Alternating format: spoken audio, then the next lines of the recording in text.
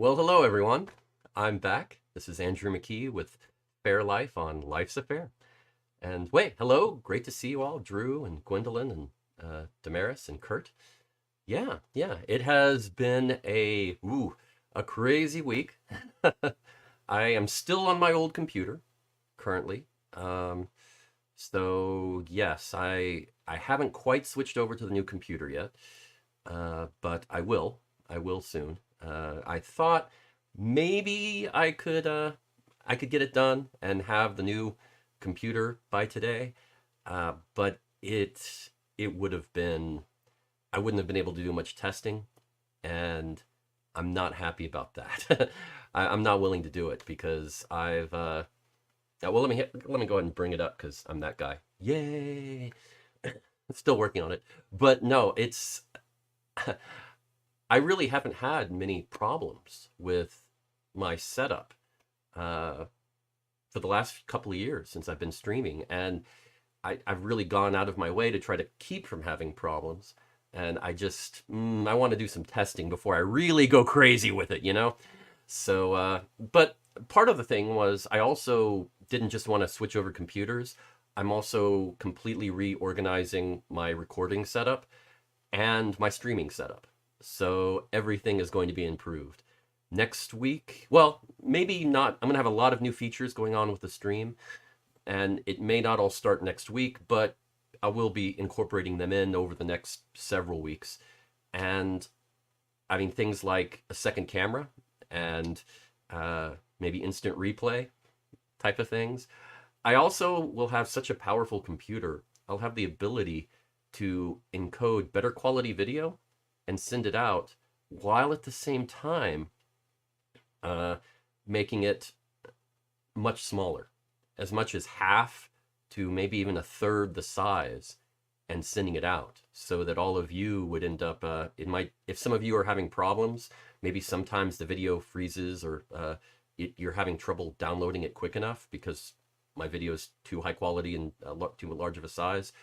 It might help. So I don't know. I mean, actually, that's a good question. Are any of you having issues where the video sometimes cuts out a little bit because your connection is a little weak where you are? I'd be curious about that if you have.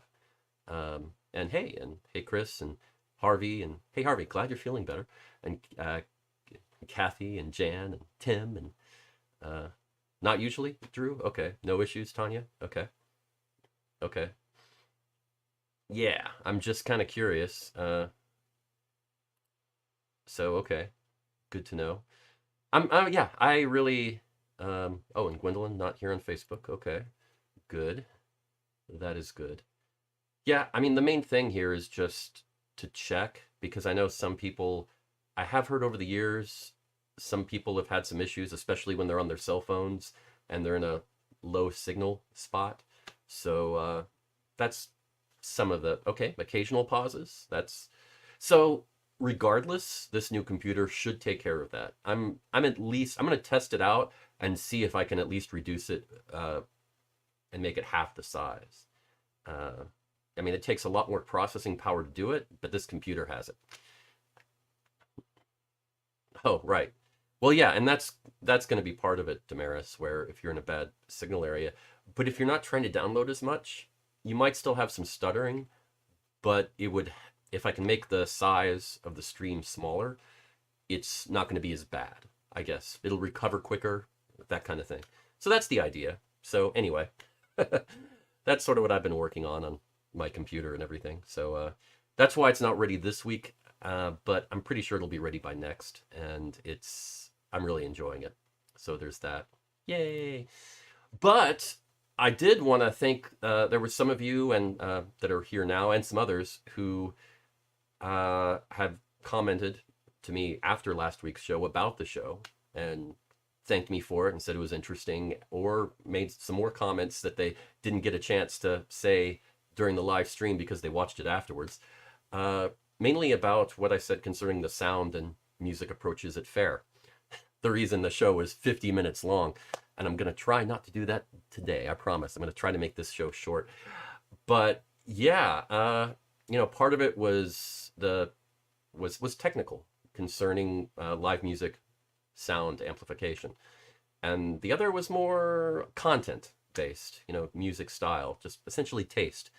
What you want music wise, theme wise at a Renaissance or medieval fair. And I don't know, it's really interesting. I hope all of you liked it, and I'll try to keep doing some things like that as I come up with them. Uh, and maybe I'll revisit that as well.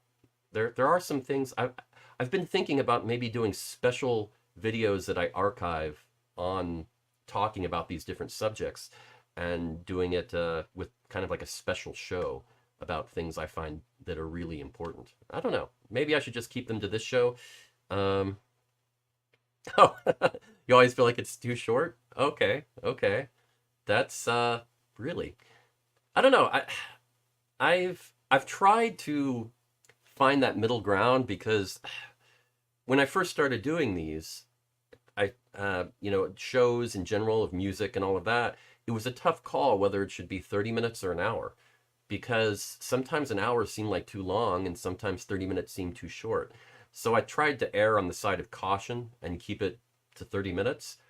But I mean, let's be honest, plenty of times I go a little over 30 minutes, at least 35, sometimes 40, and I rush to cap it there, but even there you think it's too short. That's interesting. I'll keep that in mind. Bardcore, yes, Drew. You know, that Bardcore to me is like the cosplay of Ren Fair. I mean, it's essentially dressing up in something that's not related, but doing it. And I don't know. Uh, slow the messages down. Oh, you mean the ones I pop up? You mean those? Like these, Chris? Those that you're talking about? Um, I can. Well, I mean, all of these are coming through. Well, most of them. For you, you should see them on Facebook, on the stream, on the side, so you should be able to go back to them. Um, YouTube. I mean, if you're watching one that I put punch up here from YouTube, then that might be a little quick, and vice versa. People on YouTube might not see the Facebook ones for long enough. I can certainly make them on screen longer. That's easily done. So if that's what you're talking about. Don't feel you need to cut short. I appreciate that. I appreciate that. I don't know. A while ago, I just sort of came out, decided on 30 minutes. Maybe I should reevaluate and look at it as 35 or 40 minutes, but I also don't want to, I don't want to fall in that trap of just having extra time and feeling comfortable being long-winded, at least not more than I already am. So we'll see. We'll see. But I like it. But I'm glad that at least you're not feeling bored with what I've done so far. So that is good feedback. I appreciate that. But anyway, in keeping with that, let's jump into a little bit of what I wanted to do tonight. Well, I guess let me start. Oh, okay. This Chris is saying that the posts flash across the screen super fast.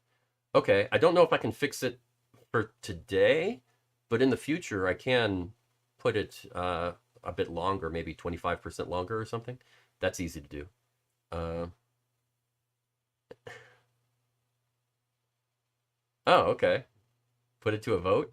Three time options. You mean like 30 minutes or 45 minutes or an hour kind of thing? We could do that. That's certainly possible. I mean, if y'all are wanting to have longer shows, I could certainly do that. It's not difficult for me to talk. I know it's horrible to admit out loud, but it's true. And I can come up with other subjects. Sometimes I do feel pretty constrained. Other times, I will admit, I get through stuff pretty quick. Sometimes it just depends on how y'all respond to it. If I get a lot of comments on something that I'm talking about, the time flies, and the next thing you know, it's 7:30, and I still haven't even done the done the fair list or 7 reasons. So it kind of gets crazy. So yeah, I don't know. I don't know. Maybe keeping it loose is the way to go. Try for 30 and expect it to go longer. But I don't know. There's also a part of me that thinks keeping it at a standard time is helpful for people to plan their schedules around and for possible things. Uh, Yeah, that's yeah. So we'll see. We'll see. Um, small screen runs over to next subject, and I can't type that fast. Hmm. Hmm. Okay, I'll have to think about that. But anyway, let's jump over to the word of the week, which will kind of get us going, and you'll get to see why pretty quick. And the word of the week is broctiot. Now, I'm sure all of you know what broctiot means. Of course, right? It's use it all the time. Just flows off the tongue. Like use it in a sentence probably once a week. No, don't worry. It's an old word, and you don't. It's nothing you would really use. A broctiot is a thin coin-like, usually gold or silver medallion or pendant, produced especially by Germanic peoples during the early Middle Ages. And so, yes, it's essentially a coin and very thin metal coin that is only printed on one side. And yes, it's an interesting type of coin because the Anglophiles that most of us normally are probably aren't as familiar with Germanic coins of medieval times. So yes, this might be new to you, but the reason I'm bringing it up is because, well, of a little story that came to my attention recently that I think you might get a kick out of. Apparently, earlier this year in southern Poland, uh, this person was walking their dog out in the woods and everything, like you do. And the dog just kind of got something in its head and rushed over and started digging in the spot. And they were digging frantically and suddenly came upon, dug up a bunch of coins that were inside a collapsed clay pot. Um, so yes, it is interesting. So the man checked it out and brought some to the local, historians and the groups that handle that kind of thing. And it was a hoard, a bunch of early 13th century broctiot coins. Um, a large group of coins like that had not been found together in one place in well over 100 years. So it was a big deal. There's over 1,000 of those known to exist, but that's it. So getting a bunch more is sort of huge news at that point because they're very rare. And I'll kind of give you a quick idea why, because it talks a little bit about the history of the time, and I find that pretty interesting. Uh, so yes, broctiots. Well, like let's actually bring this up, and I'll show you a little bit. Go over, and here you go. This is what they look like, and that's a bit from that hoard. So you can kind of take a look and see, and you see they're very, very thin metal, and they're pressed. So you get this concavity on the other side where you get to see the opposite, the inverse of the image on the main side, the front side. And it is very different. We're not a type of coin that we're used to, but it was very prevalent in late Roman times all the way through the Middle Ages. And the Romans, they tended to use them for rewards for the northern tribes and people who did them service. Instead of just paying them, they would give them sort of a medallion that was pressed like that they could wear around their neck, and usually out of gold. So it had value, but it wasn't strictly a coin. And that was a big practice for a while. Now, you get to medieval times and the Germanic area, and it is, yeah, kings, dukes, bishops, they were the ones who were minting coins in medieval times, and they all minted their own coins in their own areas. Uh, but they did a weird, weird thing with them. They didn't just mint them and they were done. They minted them and they had recalls, callbacks every once a year, sometimes twice a year. So these coins, they would lose their value if you kept them past that callback. So what you'd have to do is you'd go back to the mint when the callback happened, and you would trade in your coins. And as an example, it varied a lot, but as an example, suppose you traded in 4 coins, you might get 3 new ones back. And that was sort of the tax for the mint to do it. And it was a weird concept because it took away the whole concept of hoarding coins and having them, saving your wealth and keeping it for a while. It's a very strange concept. It also stimulated the economy because it encouraged people to spend it. It was a bartering unit, a unit of transaction as opposed to storing wealth. So if you didn't use it, you were going to lose a fraction of your money when you traded it in for the recall. So you might as well go ahead and spend it. So it was a stimulus type of thing where it really pushed people to spend in a very stagnant economy. So a very different, radical concept for us, I think. And I don't know. I just found that really, really interesting. And it's nice to hear a bit of news in Eastern Europe that does not involve war right now. So I thought I would share that with you as something kind of fun and something interesting, because I bet you haven't really come across those, at least not much, outside of museums at least. Now, it changed a little bit in the early, 1300s and 1400s. The merchants didn't like this practice because it hurt their business, the way they were working on it. It just it really kept them from accumulating wealth, and they pressured hard with the city, the different cities, to try to create, I guess, a universal penny, a forever penny, and one that they could use and they wouldn't lose money when they traveled from one area to another, and all of these different things. So in the early 1400s, they kind of started to do away with this and created a universal penny. And after that, they found a really huge silver deposit outside of Prague in the 1400s, and that kind of sealed the deal too, because they had enough ore to handle different types of coins and keep them around. The small, thin metal coins were because they just didn't have the ore to handle that much. So yeah, that's sort of what happened. They still were used for a few hundred years after that, mainly for pilgrims. When pilgrims would travel to a notable religious place, they would get a little medallion saying, hey, you were here, a token that said that you were here, and you, to confirm that you did your pilgrimage to different holy places and holy sites. And that's, so if you've ever heard of those tokens and medallions, they kind of stemmed from these a little bit, back in, at least in the German area. So yes, now you know a little bit of more history, and that is always good, at least in my mind. And it's 7:20, so I'm really rolling tonight, so we can see how much you like the quick route or not. But I thought that was kind of an interesting little bit of trivia and history to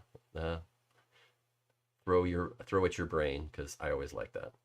So okay, let's go over the fairs, and it's an interesting time. I'm trying a few new graphics, and you can kind of see that. So let's go ahead and jump in here, and you can see what we have here is we have the Scarborough Renaissance Festival still going on in Texas, and that's in Waxahachie, Texas. They're trying to get you to not say Scarborough Fair. They're trying to say it's the Scarborough Renaissance Festival.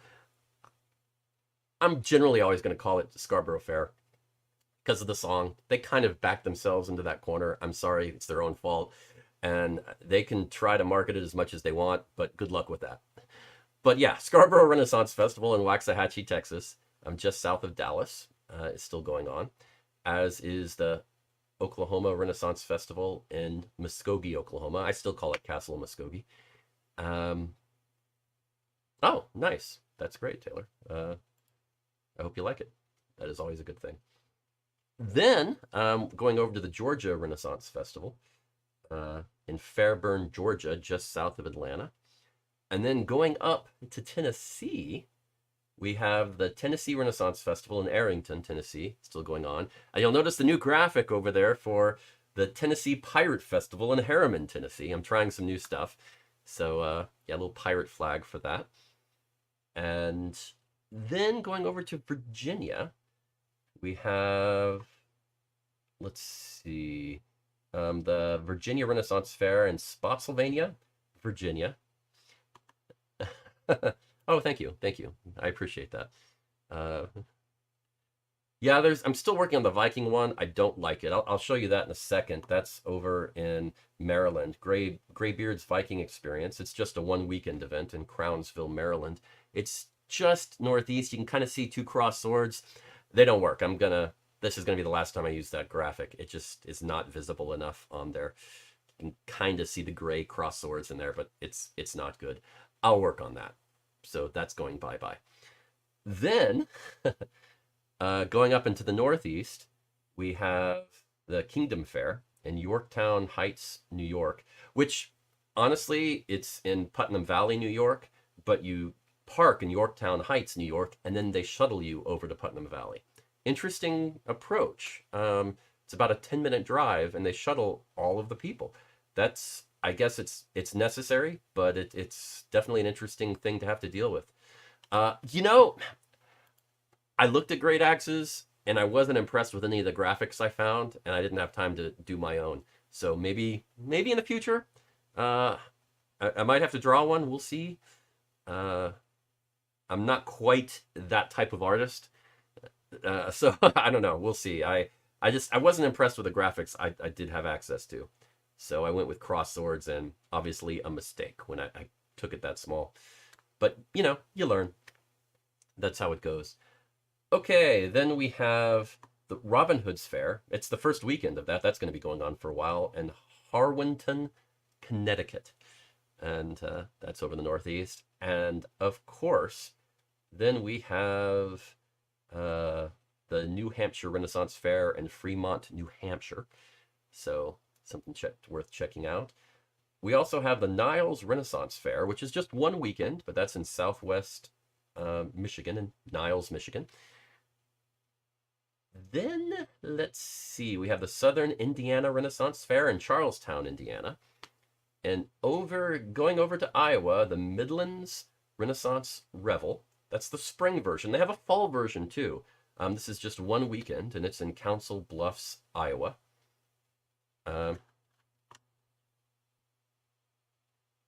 Oh, okay. You know all about it. Yeah, there's no parking, but the shuttles run every 10 minutes, and that's what I read about it. So hey, it's a way to do it. If it works, go with it. Always interesting, I say. Okay, then jumping over to Utah, we have, let's see, the Utah Renaissance Festival and Fantasy Fair in Marriott, Slaterville, Utah, up in northern Utah. Just south of that, we have the Woodland Fairy Festival at Gardner Village in Jordan, Utah, with the new fairy graphics. So I like that. I think it looks just about right, just about perfect. So I'm liking that. And then last, but certainly not least, the first Renaissance Fair, the Renaissance Pleasure Fair in Irwindale, California. And this will be the last weekend of its run for this year. So if you're in the area, do check that out. Hey, if she can, I'm all for it. I am all for it if she can. Maybe that's what I should look at. See if she can. That's a good great axe. The ones I saw, I did try a great axe first. I went with a shield, and I just didn't like any of the round shields. They just look like dots, really. It didn't really look like a shield when you got them that small. And I'm not using a horned I'm not using a horned helmet, I'm just not doing it. I'm sorry, but that is just, it's so historically inaccurate. I'm not going to do that for Vikings. I know it's the stereotype, but I can't do it conscientiously. I cannot. Sorry, just can't do it. Cannot do it. So we'll see. But I may talk to Kristen about that and see. It's not a bad idea. But okay, let's jump over to A drinking horn? Hmm. Hmm. Maybe, maybe. I don't know if I directly associate that with Viking, but it's not bad. It certainly would be interesting and a good look. I mean, really, the main thing here is like on the screen here, even though it's really small, you can see the stars and you can see the fairy wings and you can see the black pirate flag and you know what they are. You know, even that small, you can kind of tell. I need something that really just says this is what it is, even at that small a resolution. So a drinking horn, I don't know if it would say it. Um, and that's kind of the problem I'm running into. I don't just want a round dot or kind of like a little curve that could almost be a Nike symbol if it's that small. Uh, it's hard to tell. So,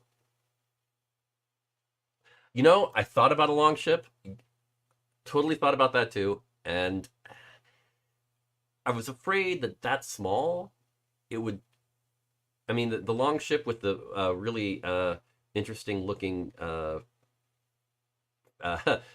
forget what you call those, the big animal face on the front and the bow and on the front there. I don't know. Hmm. I don't know. I wasn't sure that would be very obvious that small as well. Um, yeah. It almost has to be something very, very. Oh, thank you, Kurt. Uh, yeah. Because yeah, I just didn't think that would look good either, especially after the trouble I had with the shield. Yeah. But I think you're right. Maybe a great axe it would be the way to go. That would certainly look better than the swords. But gray didn't really show up very well either. It'd have to have color to it. So that's the other issue. But anyway, something to think about. But let's jump over to 7 reasons. And 7 reasons, well, I put a lot of thought in this. And I went with the obvious. I went with why knowing old forms of currency is good for people at Ren Fair. That's right. Because it is. Totally. Yes. And that's sort of what I did. I went with that and because I think it is good for us to know these things. It may just seem like trivia to you, but I really think it can help. And here we go. The 7 reasons. Number 7. It's history, and we are history nerds. I mean, let's be honest. Most of us are probably a bit, at least a little bit, history nerds, because that's why we love Faire. I mean, even if it's just a little bit, we like the history. And this is knowing a little bit more about history. So how can that be bad? So yes, number 6. Number 6. It helps understand the culture. And I some of the stuff I told you earlier about Brachiots, I mean, didn't that how the economy worked and how the recall of them once or twice a year stimulated the economy? And it's just a completely different way to look at money and how to spend it. It also made being a merchant pretty difficult at that point because trading money between different locations. I mean, if you were sending a caravan over to another city, you probably got a 25% hit in the exchange rate of your money just to switch it over because it was only good in one location. You you couldn't do it otherwise. You had to trade it in. I mean, that's pretty serious. It cut into everybody's profit huge. Not an easy life. Not an easy life. And the kings didn't always make it easier. Let's put it that way. Number 5. You get to use the proper names. I mean, come on. When you go to Faire and you get to use those proper names, you get to show shiny coins and use proper names, that's fun. I mean, okay, I admit you're talking to a guy that wrote the song If I Had a Million Ducats. So, okay, maybe I'm a little biased, but I'm just saying it is fun. It is fun. Number 4, knowing how it was helps you to understand how it is done. I mean, if you understand how money was used back then, the good and the bad of it, and how it's evolved between then and now, and it helps you understand why the way money works now, why it is that way. And it also helps you to look at it critically, not just accept it and say, well, this is how it's always been, this is how it should be. I mean, it's important to question the world around you and think for yourself. So this gives you that opportunity. I think it helps with that. Number 3, you know the names in shops because hey, you go in a shop and they say, "Hey, this wonderful coin that it's a recreation of an old medieval coin," and you can say from Germany. And you're like, "No, it's not. That looks nothing like a Pratiat." I mean, you know these things. It's helpful. It's helpful to know when you're shopping, to know as much as you can. Otherwise, merchants, they can always steer you wrong. You never know. Not all salespeople are honest. It's the truth. Most are fair, but not all. So here you go. Number 2. That helps you so that you won't overpay for that pirate doubloon. They'll try to some people will try to sell you stuff, and this recreation of an actual, I mean, you need to know these things about coins. It's important. A little history helps, especially if you're buying anything coin related. It's easy to get taken advantage of, and sometimes the shopkeepers don't know themselves. They just resell. So yeah, it's important. Number 1, it's immersive. I mean, you get to talk about coins and have fun and point them out and say, "Hey, here you go." So this is, if you're putting on a character, it helps you get in character. It can be a little thing you carry around and hold, and a conversation piece, something to use to joke around with patrons while you're at Faire. I mean, it opens up so many doors. So it's always nice. So anyway, those are my 7 reasons why knowing old forms of currency is good for people at Ren Faire. It just helps. So there you go. Well, okay. I think that is my show. I got in at 7:33, so that's about what I shoot for. About 7:30, and then if it goes a little over. So the question is, you know, honestly, when I was a kid, it was more stamps. My father was a huge stamp collector, and he got me into collecting stamps at a very young age. Coins a little bit, but it was mostly stamps, believe it or not. And that's a lot less medieval, certainly. But yeah, I mean, I certainly know a little bit about coins, but not as much as I would like. And it's just part of longing about history. So what do you think? This was 7:34. Did this seem short?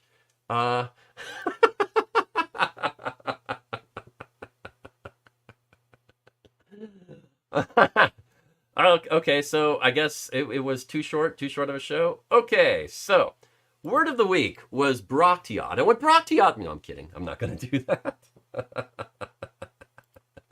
And Greg, this is what you can do. It's the show, and you can always, on YouTube or Facebook, go back and rewatch what you missed and get back into it. No problem. It should be available in just a few minutes after I log out. So no problem. Oh, okay. So you do think it was too short. That's interesting. Okay. Okay. So actually, I guess this is the question. I mean, do you want more information, more segments, more different humor, or what are you looking at? Yes, and that's sort of what I thought, Jan, that it was about right. That I don't want to take too much of your time. I know some people have a lot of other things to do, and it's great that you set aside 30 minutes or so to spend time with all of us every Monday night. And I really appreciate it. It's a lot of fun. But I also don't want to take too much of your time. And I know some of you have more time and would just love to hang out for the next 2 or 3 hours and just spend all of Monday on a group chat talking about random silly stuff from Faire. But I don't know. Oh, Renaissance tune of the week? That's okay. That could be doable. That could be something like that. It wouldn't take too long. Tunes are actually very quick. They don't they really don't. They're usually very repetitive. So the basic tune is less than a minute. So that one might be doable. That definitely might be doable. Or song or two. Okay, that would take longer. What I've been thinking about with that is maybe doing a separate show for doing my music. But okay, that's that's something. I mean, I've mainly been trying to keep this show going for Life's a Faire since everybody else sort of had other stuff to do. Uh, but I think that's about to expand a bit. I've been working on that. Okay, okay. Wouldn't mind a song and mandolin picking. Okay, that's interesting. And that's sort of how I've looked at it, Kathy, because certainly a few times it has gone over. Um, and okay, that's thank you. That's sort of how I've looked at it. I still try to hit it for 30 minutes. I There's something to be said for consistency, especially later if I want to do something with the show and package them, because eventually it might want to have something after it. It's a totally separate show, and starting it at an exact time is a good idea instead of just having one at 7 and one at 8. I don't know. Maybe that is the way to go with a little break in between. Um, it's a tough call, and that is something I'm kind of looking at. But like I said, first things first. What I'm doing is I've got the new computer. I'm going to set all of that up, get this show and all of the options set up and optimized, get my recording set up and streaming set up as optimized as possible, and then I'm going to have a few more options. Then I can start looking at bringing in guests very easily and having that as a simple way to set up and doing other shows to help do do a lot of different things. I've got several ideas, and I've been talking it over with Alicia and Whitney, and we'll we're looking at it. And yeah, Whitney's in the middle of a move right now, but she'll after that's done, which shouldn't be too long, then life will get easier. Life will get easier. But yeah, okay, great to hear. Great to hear. But yeah, well, thank you very much. Always fun to get to hang out with y'all on Monday night. And yeah, I look forward to next week when hopefully it'll be I mean, not, it's not going to be a night and day difference. For y'all, it'll probably look mostly the same. I'll start introducing the new features gradually week to week, but the infrastructure will be there. And at the very least, once everything's set up, it should mostly eliminate the chance of a technical problem, because everything will be new, everything will be optimized from the start, set up for streaming and with a overly powerful computer. So even if everything goes wrong, it can handle it. That's the hope anyway. So yeah, really most of the problems I've had with issues have been either because I've been on the road and the signal's a little wonky, or it's because Facebook changed something. And I literally, I'm late 10 minutes to the show because I actually can't get it to go live because they changed something around, and I'm like, I don't understand why it's not working. It worked last week. And they just changed a little setting buried under another setting that I couldn't even see unless I dug. It's a bit frustrating. But anyway, hopefully they're not doing that as much as they used to. They've done it about 3 or 4 times over the last 2 years, and it's been interesting. But hopefully that's mostly done. We'll see. But take care. Have a good week, and I'll see you next week. And remember, no matter what happens, have a fair life. Take care.